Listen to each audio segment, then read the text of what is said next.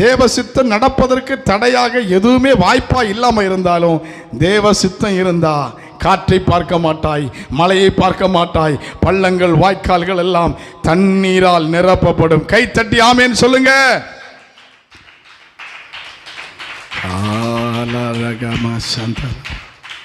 இப்படி தட்டுறாங்கப்பா, நரம்பெல்லாம் கட்டாயி போச்சு, நிலவோ தெரியலையாப்பா.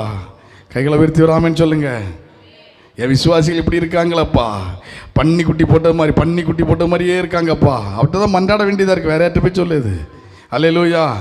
எங்கள் சபை அப்படியாகும், எங்கள் சபை இப்படியாகும், இப்படி நான் சொல்ல முடியாது. உங்களை பார்த்து எங்கள் சபை நல்லா தூங்கிட்டு இருப்பாங்க, நல்லா தாலாட்ட வைக்கணும், அப்படி தான் சொல்ல வேண்டியதாக இருக்குது. நல்லா கையை உயர்த்தி வராமன்னு சொல்லுங்க. பாருங்கள், கடந்த நாட்களில் சிஸ்டர் சுதா புதுசாக வர்றவங்க பார்த்தீங்களா, அற்புதம் நடந்துருச்சு, நன்மை நடந்துருச்சு, ஆளை காணோம்.